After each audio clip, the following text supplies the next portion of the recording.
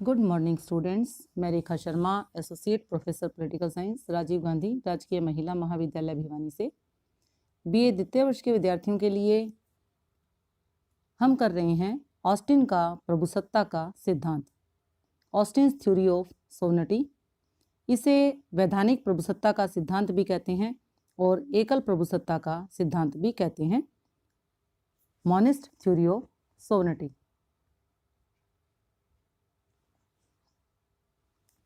सबसे पहले हम इंट्रोडक्शन करेंगे।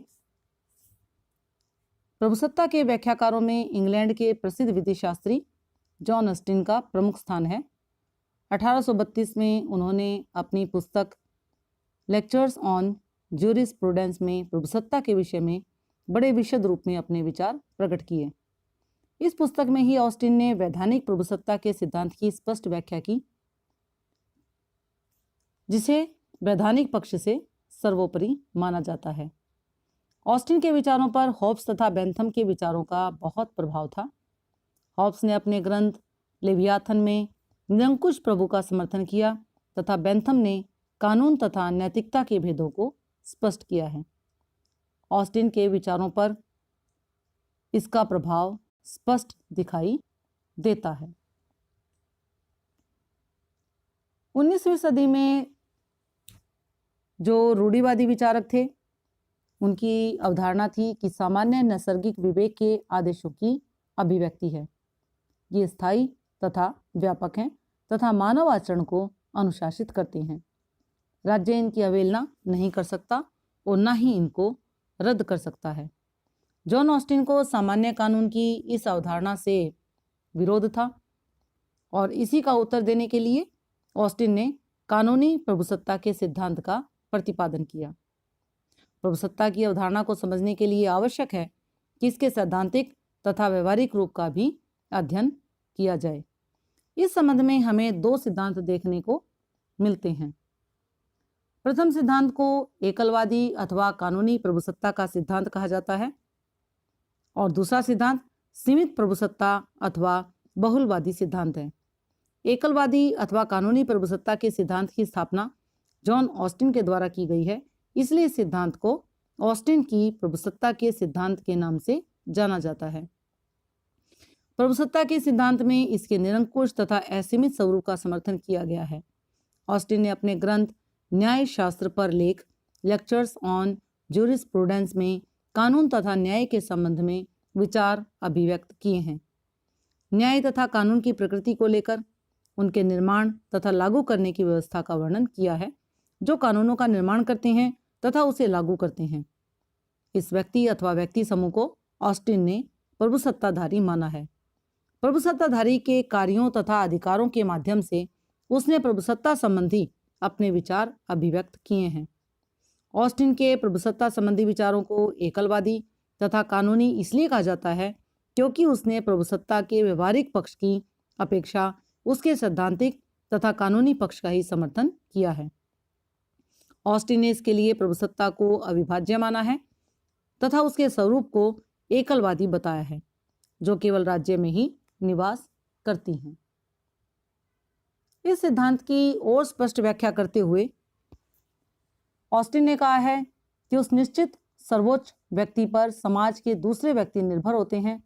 उस निश्चित सर्वोच्च व्यक्ति के प्रति दूसरे व्यक्तियों की स्थिति अधीनस्थ अथवा निर्भरता वाली होती है। इससे पहले मैं बात करूं कि प्रभु कौन है, हु इज सोवरन, तो ऑस्टिन ने प्रभुसत्ता संबंधी विचारों के लिए कानून की व्याख्या की है और ऑस्टिन के शब्दों में कानून उच्चतर द्वारा निम्नतर को दिया गया आदेश है।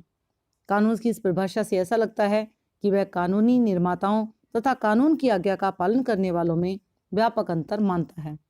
उसने शासित तथा शासक के अंतर को स्वीकार करते हुए राज्य की सर्वोच्च शक्ति के प्रयोग का अधिकार केवल शासक वर्ग को ही प्रदान किया है। कानून की इस अवधारणा के आधार पर ही ऑस्टिन ने प्रभुसत्ता के सिद्धांत को विकसित किया है। प्रत्येक कानून के निर्माण के पीछे कुछ हम कह सकते हैं कि इस निश्चित व्यक्ति की एक शक्ति होती है तथा समाज के अन्य सदस्य निश्चित प्रभु की आज्ञा का पालन करते हैं। ऑस्टिन के अनुसार प्रत्येक प्रकार का कानून प्रत्यक्ष अथवा अप्रत्यक्ष रूप से प्रभुसत्ताधारी व्यक्ति अथवा संस्था द्वारा ही स्वतंत्र राजनीतिक समाज के किसी सदस्य अथवा सदस्यों पर लागू करने के लिए बनाया जाता है तथा उस समाज में वही व्यक्ति अथवा संस्था सर्वोच्च होती है। संक्षेप में हम कह सकते हैं कि ऑस्टिन के विचार के अनुसार यही कहा जा सकता है कि प्रत्येक स्वतंत्र राजनीतिक समाज में कोई ऐसा व्यक्ति अथवा व्यक्तियों का समूह अवश्य होता है जिसे सर्वोच्च शक्ति प्राप्त होती है तथा जिसकी आज्ञा तथा आदेशों का पालन अधिकांश लोग स्वाभाविक रूप से करते हैं, परंतु वह सर्वोच्च शक्ति अथवा व्यक्तियों का समूह दूसरों की आज्ञा का पालन करने के लिए विवश ना हो। सर्वोच्च व्यक्ति के आदेश ही समाज में कानून के रूप में लागू होते हैं। हम बात करते हैं ऑस्टिन के सिद्धांत की विशेषताओं की।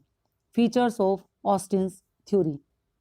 ऑस्टिन ने कानून तथा प्रभुसत्ताधारी के कार्यों तथा अधिकारों के माध्यम से प्रभुसत्ता पर अपने जो विचार अभिव्यक्त किए हैं उनके आधार पर प्रभुसत्ता के कानूनी तथा एकलवादी सिद्धांत की निम्नलिखित विशेषताएं हमारे सामने स्पष्ट होती हैं।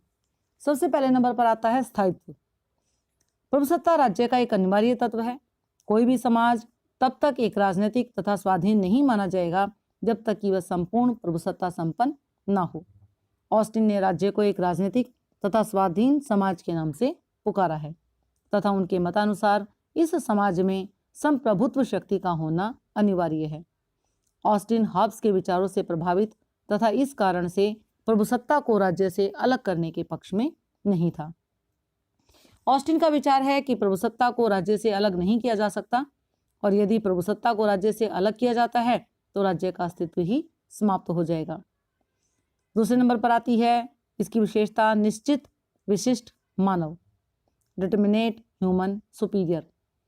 ऑस्टिन के मतानुसार प्रभुत्व शक्ति चाहे एक व्यक्ति में निहित हो अथवा कई व्यक्तियों में निहित हो, परंतु वह निश्चित होनी चाहिए। अभिप्राय यह है कि प्रभुसत्ता उस सत्ता का नाम है जिसे संबोधित कर हम ये कह सकें कि अमुक रूप में सर्वोच्च सत्ता उस व्यक्ति अथवा समुदाय को प्राप्त है और इस तरह प्रभुसत्ता का वास सामान्य इच्छा अथवा सर्वसाधारण जनता में नहीं हो सकता।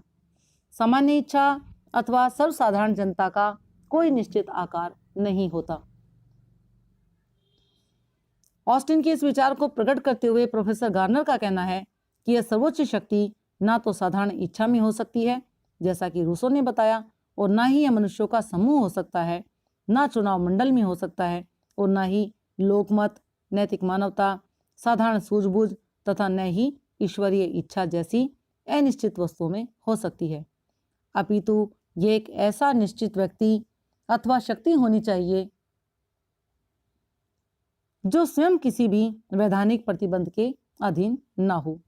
हम बात करते हैं तीसरे नंबर की विशेषता की और वो है असीम तथा निरंकुश, अनलिमिटेड एंड एब्सोल्यूट। संप्रभुत्व शक्ति असीम तथा निरंकुश होती है, उसे कोई अन्य शक्ति किसी प्रकार का आदेश नहीं दे सकती। अभिप्राय यह है कि राज्य में उससे ऊंची अथवा शक्तिशाली अन्य कोई शक्ति नहीं होती। राज्य को सभी कानून बनाने, उनमें परिवर्तन करने तथा उन्हें मिटाने का पूर्ण अधिकार है। अतः प्रभुसत्ता निरंकुश तथा असीमित होती है क्योंकि उसकी इच्छा का उल्लंघन नहीं किया जा सकता। चौथे नंबर पर इसकी विशेषता आती है और वो है प्रभुसत्ता का स्वाभाविक पालन, habitual obedience of sovereignty. Austin का मानना है कि प्रभुसत्ता का पालन करते समय व्यक्ति के मन में होना अथवा ना होना, टू बी और नॉट टू बी का प्रश्न उत्पन्न नहीं होता।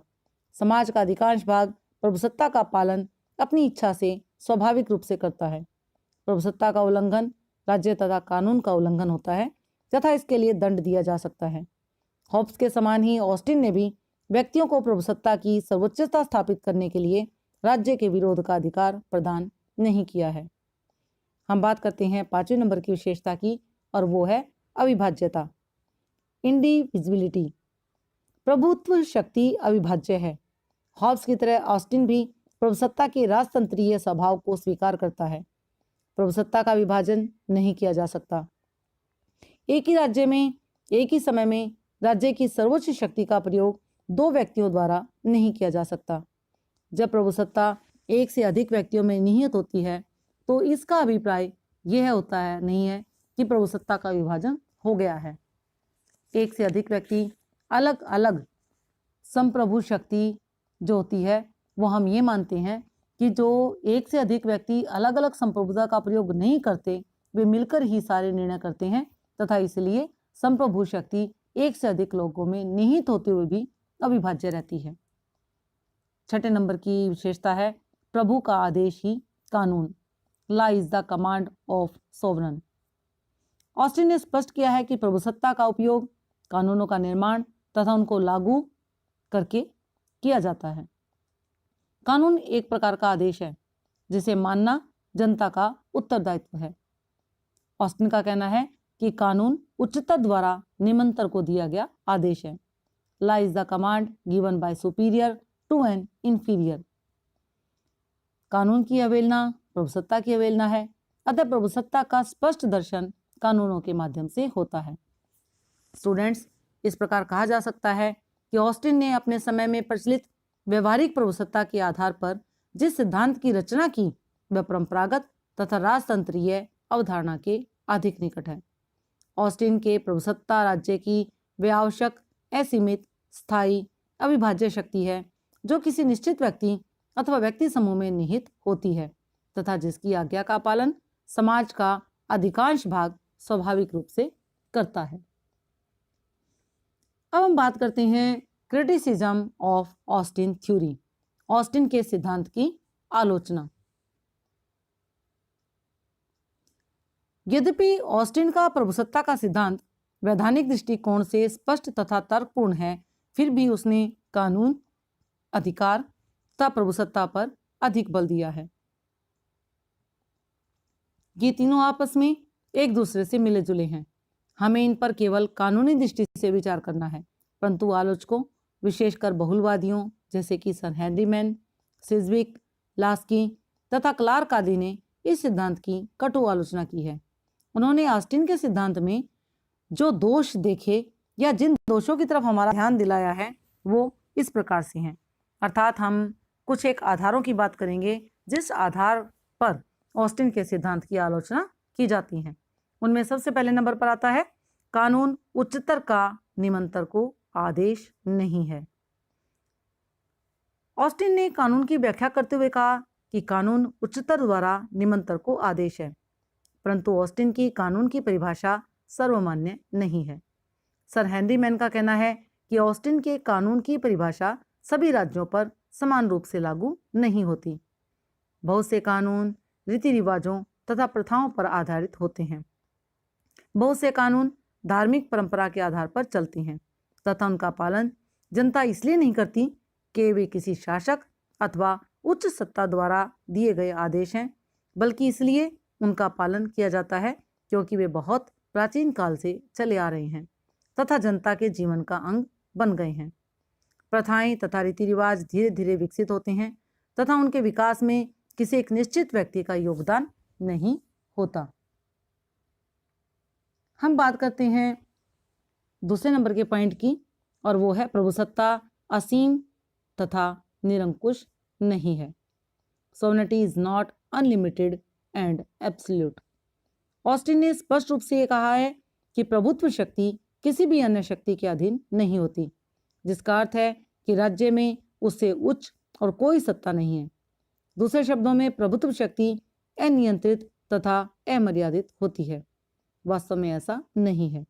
स्वेच्छाचारी शासकों को भी सदैव विद्रोह की आशंका बनी रहती है तथा उन्हें नैतिक मान्यताओं तथा सामाजिक परंपराओं के अनुसार कार्य करना पड़ता है। तानाशाह की शक्ति भी असीम नहीं होती। रूस के निरंकुश शासक जार के विरुद्ध भी क्रांति हुई तथा जार समेत उसके सभी रिश्तेदारों की हत्या भी कर दी गई। ब्लंट शैली का कहना है कि राज्य सर्वशक्तिमान नहीं है, क्योंकि बाह्य रूप में यह अन्य के अधिकारों द्वारा तथा आंतरिक रूप में अपने स्वरूप तथा अपने सदस्यों के व्यक्तिगत अधिकारों द्वारा सीमित है। तीसरे नंबर पर पॉइंट आता है व्यक्तिगत प्रभु का पता करना कठिन। Difficult to locate the determinate authority. Austin के सिद्धांत की एक बहुत बड़ी कमी यह है कि निश्चित मानवीय सत्ता किसे माना जाए। इंग्लैंड में संसद को सर्वोच्च माना जाता है, परंतु संसद 3 मुख्य अंगों से मिलकर बनती है: सम्राट, कॉमन सदन तथा लॉर्ड सदन। प्रभुसत्ता का निवास किस में माना जाए? यदि कॉमन सदन का विघटन हो जाता है तब प्रभुत्व का निवास कहाँ होगा? उसी तरह से अमेरिका में सर्वोच्च शक्ति राष्ट्रपति या उच्चतम न्यायालय में से किसके पास प्रभुसत्ता हो? इन प्रश्नों का कोई निश्चित तथा स्पष्ट उत्तर नहीं दिया जा सकता। अतः ऑस्टिन का सिद्धांत पूर्ण रूप से स्वीकार नहीं किया जाता। चौथे नंबर पर इसकी आलोचना का पॉइंट है वो है कानूनी संप्रभुता का वर्णन, explanation of legal aspect of sovereignty. Austin ये भूल जाता है कि कानूनी प्रभु के पीछे एक ऐसी अन्य शक्ति भी है जो कानूनी प्रभुसत्ता की अपेक्षा अधिक शक्तिशाली है। डायसी इस शक्ति को राजनीतिक प्रभुसत्ता, पॉलिटिकल सोवर्निटी कहता है। उसका कहना है कि प्रत्येक लोकतंत्रीय देश में कानूनी संप्रभु को राजनीतिक संप्रभु के सामने झुकना पड़ता है। ये ठीक है कि राजनीतिक संप्रभु उतना सुस्पष्ट नहीं होता जितना कि कानूनी संप्रभु होता है, किंतु किसी भी देश के शासन में राज्य सत्ता पर लोकपद का प्रभाव पड़े बिना नहीं रहता। डायसी ने कहा है कि राजनीतिक संप्रभुता वह शक्ति है जिसकी इच्छा का पालन होता ही है। हम बात करते हैं 5th पॉइंट की, और वो है पार्श्विक शक्ति पर अधिक बल, too much emphasis on force. Austin के मतानुसार शक्ति तथा बल ही निर्णायक तत्व है। प्रभुसत्ता एक व्यक्ति तथा व्यक्ति समूह के हाथ में केंद्रित है जो बल प्रयोग द्वारा अपने आदेशों को मनवाने की क्षमता रखता है। ऑस्टिन का यह विचार उचित नहीं है क्योंकि कानूनों का पालन डर अथवा भय से नहीं किया जाता। प्रत्येक समाज में ऐसे लोगों की संख्या बहुत कम होती है जो दंड के भय से कानूनों का पालन करते हैं। अधिकांश लोग कानून का पालन इसलिए करते हैं क्योंकि उनकी सामूहिक इच्छा है। टी.एच. ग्रीन का कहना है कि कानून के पीछे मान्यता डर की नहीं, इच्छा की है। Will not force is the sanction behind law. ऐसे ही विचार लास्की ने प्रकट करते हुए कहा है कि व्यक्ति की चेतना ही कानून का सच्चा स्रोत है। Individual conscience in the only true source of law. हम बात करते हैं 6ठे नंबर के पॉइंट की, और वो है बहुलवादियों द्वारा खंडन। बहुलवादियों ने सिद्धांत की कटु आलोचना की है। लास्की, मैकाइवर, कूले आदि बहुलवादी विचारक राज्य की असीमित तथा अविभाज्य प्रभुसत्ता का विरोध करते हैं। उनका कहना है कि प्रत्येक राज्य में अनेक सामाजिक, आर्थिक, सांस्कृतिक, राजनीतिक आदि संस्थाएं मानव जीवन के विकास के लिए उतनी ही आवश्यक हैं जितना कि राज्य। प्रोफेसर लास्की का कहना है कि समाज का संगठन संघात्मक है, इसलिए सत्ता भी संघात्मक होनी चाहिए। इस प्रकार बहुलवादी प्रभुसत्ता को राज्य तथा अन्य अनेक समुदायों में बटी हुई मानते हैं। वे राज्य तथा अन्य समुदायों को समानता की स्थिति प्रदान करते हैं। वे राज्य की सर्वोच्च शक्ति को स्वीकार नहीं करते। वे मानते हैं कि प्रत्येक मानव समुदाय की अपनी स्वतंत्र इच्छा है, अपने नियम हैं तथा उनका व्यक्तिगत अस्तित्व है।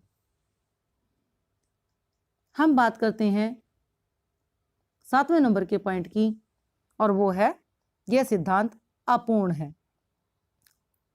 ऑस्टिन राज्य प्रभुसत्ता के सिद्धांत का अवलोकन पूर्ण रूप से नहीं करता। यहाँ हम ऐसा कह सकते हैं कि ऑस्टिन ने राज्य प्रभुसत्ता के सिद्धांत का अवलोकन पूर्ण रूप से नहीं किया। उसने केवल वैधानिक प्रभुसत्ता के सिद्धांत का वर्णन किया है। व्यवहार में वैधानिक प्रभुसत्ता के पीछे कुछ ऐसी शक्ति होती है जो वैधानिक प्रभु को प्रभावित करती है तथा जिसके आगे वैधानिक प्रभु को झुकना पड़ता है, परंतु ऑस्टिन ने इन शक्तियों का स्पष्ट रूप से कोई वर्णन नहीं किया। इस संबंध में गार्नर का मत है कि ऑस्टिन की सबसे बड़ी गलती यह है कि उसने प्रभुसत्ता के वैधानिक पक्ष पर बहुत अधिक बल दिया है तथा उसने उन शक्तियों तथा प्रभावों को छोड़ दिया है जो कानून के पीछे होती हैं। एक वकील द्वारा ऐसी गलती करना स्वाभाविक है। हम बात करते हैं 8वें नंबर के पॉइंट की, और वो है समानता का विरोधी, अपोज टू इक्वलिटी। ऑस्टिन का प्रभुसत्ता का सिद्धांत समानता का भी विरोधी है। यह राज्य के 2 वर्गों में बांटता है, यानी राज्य को ये कहता है कि दो वर्ग में राज्य बटा हुआ है, शासक तथा शासित वर्ग। शासित वर्ग शासक वर्ग की आज्ञा का पालन निर्विरोध तथा स्वाभाविक रूप से करता है। राज्य में ऐसी कोई भी व्यवस्था समानता के सिद्धांत के विरुद्ध है। हम बात करते हैं अगले पॉइंट की, 9वें नंबर के पॉइंट की, और वो है अलोकतंत्रीय सिद्धांत, अनडेमोक्रेटिक थ्योरी। ऑस्टिन के सिद्धांत की आलोचना का एक और आधार है और वह है कि यह सिद्धांत अलोकतंत्रीय है। आधुनिक लोकतंत्र में प्रभुसत्ता जनता में निहित होती है, परंतु ऑस्टिन इस विचार से सहमत नहीं है। आधुनिक लोकतंत्रीय युग में ऑस्टिन के प्रभुसत्ता संबंधी विचारों को स्वीकार नहीं किया जा सकता। हम बात करते हैं 10वें नंबर की पॉइंट की, और वो है घातक सिद्धांत, डेंजरस थ्योरी। ऑस्टिन के सिद्धांत की आलोचना का जो सबसे महत्वपूर्ण पॉइंट माना जाता है वो है घातक सिद्धांत। ऑस्टिन का सिद्धांत निरंकुशतावाद को जन्म देता है। शासकों को निरंकुश तथा असीमित शक्तियां प्रदान करने से मानवता का विकास रुक जाएगा तथा निरंकुश शासक अपनी शक्तियों के नशे में मानव को युद्ध की ज्वाला में झोंकने से भी नहीं हिचकता। आलोचकों का कहना है कि अंतर्राष्ट्रीय जगत में शांति तथा व्यवस्था को बनाए रखने के लिए यह आवश्यक है कि राज्यों की निरंकुश सत्ता पर प्रतिबंध लगाए जाएं। बहुलवादियों के अनुसार सर्वोच्च सत्ता का सिद्धांत विश्व शांति के लिए बहुत घातक है। किसी भी राज्य को मनमाने ढंग से युद्ध की घोषणा करने की स्वतंत्रता नहीं दी जा सकती। राज्य को अधिकार नहीं है कि वह युद्ध की घोषणा करके लोगों के जीवन, संपत्ति तथा संस्कृति को खतरे में डाल दे। विश्व शांति के हित में संप्रभुत्व का सीमित किया जाना बहुत आवश्यक है। वर्तमान समय में जबकि अणुबम जैसे शक्तिशाली अस्त्र शस्त्रों का निर्माण हो चुका है, तो संपूर्ण मानवता से संबंधित प्रश्नों को किसी एक राज्य की इच्छा पर नहीं छोड़ा जा सकता। इसलिए एंजलस ने अपनी पुस्तक अनसीन एसेसिनेशन में राज्य प्रभुत्व को प्रमुख हथियारों में से माना है। तो इस प्रकार स्टूडेंट्स, आपने ऑस्टिन के सिद्धांत की आलोचना देखी। ऑस्टिन के सिद्धांत की आलोचना के पॉइंट्स और इसकी विशेषता के पॉइंट्स को हम एक बार फिर से दोहरा लेते हैं। तो पहले हम बात करते हैं ऑस्टिन के सिद्धांत की विशेषताओं के पॉइंट्स की, और वो है, सबसे पहला पॉइंट था स्थायित्व, नेक्स्ट निशिष्ट विशिष्ट मानव, नेक्स्ट असीम तथा निरंकुश, नेक्स्ट प्रभुसत्ता का स्वाभाविक पालन, नेक्स्ट अविभाज्यता, और लास्ट पॉइंट था प्रभु का आदेश ही कानून।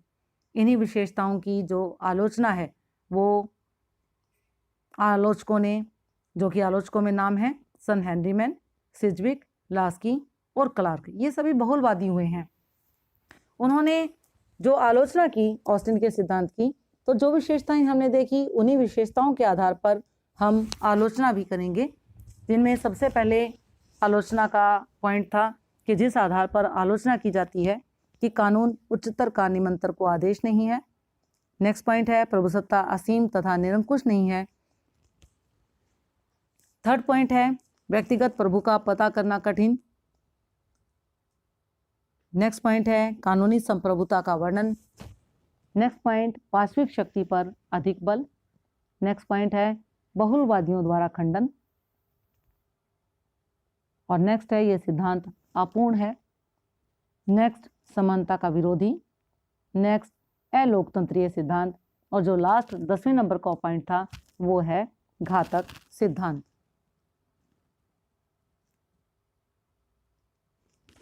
लास्की का कहना है कि अंतर्राष्ट्रीय दृष्टि से एक स्वतंत्र तथा प्रभुत्व संपन्न राज्य का विचार मानवता के कल्याण के लिए घातक है।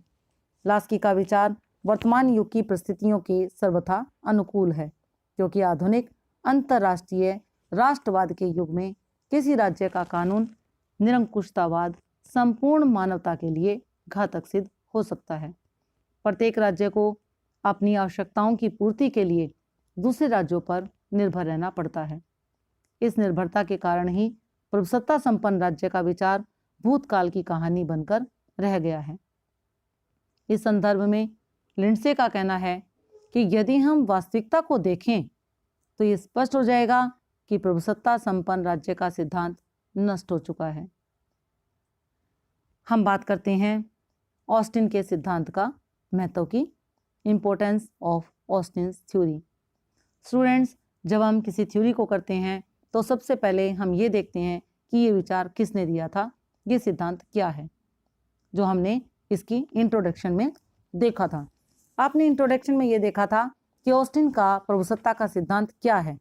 उसमें हमने बात की थी कि 19वीं सदी के रूढ़िवादी विचारकों की अवधारणा थी कि सामान्य नैसर्गिक विवेक के आदेशों की अभिव्यक्ति है। ये स्थायी तथा व्यापक हैं तथा मानव आचरण को अनुशासित करते हैं। राज्य इनकी अवहेलना नहीं कर सकता और न ही इनको रद्द कर सकता है। और जॉन ऑस्टिन को सामान्य कानून की इस अवधारणा से विरोध था। इसी का उत्तर देने के लिए ऑस्टिन ने कानूनी प्रभुसत्ता के सिद्धांत का प्रतिपादन किया और इसीलिए ऑस्टिन के प्रभुसत्ता के सिद्धांत को वैधानिक प्रभुसत्ता का सिद्धांत भी कहा जाता है और एकल प्रभुसत्ता का सिद्धांत भी कहा जाता है। उसके बाद हमने ऑस्टिन के सिद्धांत की विशेषताएं की थी, क्योंकि किसी भी सिद्धांत के बारे में जानने के लिए पहले वो सिद्धांत किसने दिया, वो सिद्धांत क्या है। तो जिसमें आपने दो तरह के सिद्धांत देखे, एकलवादी और बहुलवादी। एकलवादी सिद्धांत ऑस्टिन का एकत्ववादी सिद्धांत है और बहुलवादी सिद्धांत की हम नेक्स्ट हमारे चैप्टर में इसका विस्तार से वर्णन करेंगे। सिद्धांत के बाद जानने के बाद हम ये देखते हैं कि उसकी विशेषताएं कौन कौन सी हैं, और जब विशेषताएं करते हैं तो उसके बाद हम जो आगे आने वाले विद्वान होते हैं वो अपने समय के अनुसार उस सिद्धांत की आलोचना करते हैं कि क्या वो सिद्धांत उचित है या नहीं है। तो हमने ऑस्टिन के सिद्धांत की आलोचना की, लेकिन जो विद्वान होते हैं वो ये भी देखते हैं कि जिस समय में सिद्धांत दिया गया था उस समय के अनुसार वो सिद्धांत किस प्रकार का था, उस समय की परिस्थिति के अनुसार सिद्धांत किस प्रकार का था, और इसीलिए वो उस सिद्धांत का महत्व हो जाता है। क्योंकि जो परिस्थितियां किसी भी विद्वान के चारों तरफ होती हैं वो उन परिस्थितियों से प्रभावित होकर ही किसी विचार को देता है। किसी घटना से वो प्रभावित होता है, विचारों का ताना बाना उसके दिमाग में चलता है और इस प्रकार से एक सिद्धांत जन्म लेता है। तो इसका महत्व हम उसके समय के अनुसार निकालते हैं। तो हम बात करते हैं ऑस्टिन के सिद्धांत के महत्व की। ऑस्टिन के कानूनी प्रभुसत्ता के जो सिद्धांत की हमने आलोचनात्मक व्याख्या की, उसके अध्ययन से स्पष्ट हो जाता है कि ऑस्टिन ने संप्रभुता के कानूनी पक्ष पर अधिक बल दिया है। इसके विपरीत आलोचकों का ध्यान वास्तविकता तथा नैतिक पहलुओं पर केंद्रित है। ऑस्टिन ने सिद्धांत का प्रतिपादन वैधानिक दृष्टिकोण के आधार पर किया है। निश्चित रूप से ये कहा जा सकता है कि वैधानिक दृष्टिकोण से ऑस्टिन का सिद्धांत सही है। यह सिद्धांत नितांत स्पष्ट तथा तर्कसंगत है तथा उसके द्वारा किए गए सिद्धांत के इस विवेचन से प्रभुसत्ता के लौकिक व राजनीतिक रूपों की अनिश्चितता निश्चितता में बदल जाती है। हमने क्या कहा? हमने ये कहा कि जो निश्चित रूप से हम ये कह सकते हैं कि जो वैधानिक दृष्टिकोण से ऑस्टिन का जो सिद्धांत है वो बिल्कुल सही सिद्धांत है। ये सही क्यों है? क्योंकि प्रभुसत्ता के लौकिक और राजनीतिक रूपों की अनिश्चितता निश्चितता में इसके कारण बदल जाती है। ऑस्टिन का प्रभुसत्ता का सिद्धांत तर्कसंगत है। प्रभुसत्ता के बिना राज्य का कोई अस्तित्व नहीं है। कानूनी तथा सैद्धांतिक रूप से उसका सिद्धांत पूर्णतः सही है। प्रभुसत्ता सदैव निरंकुश तथा असीमित होती है, तभी तो राज्य अपने आप को आंतरिक तथा बाह्य रूप से बंधनों से मुक्त रखने में सफल होता है। इतना कुछ होते हुए भी आधुनिक लोकतांत्रिक युग में तथा अंतर्राष्ट्रीय युग में ऑस्टिन के सिद्धांत को पूर्ण रूप से स्वीकार नहीं किया जा सकता।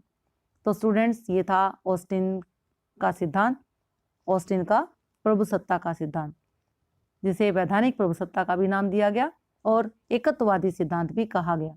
अब हम इसके एक्सरसाइज के लिए क्वेश्चन करेंगे।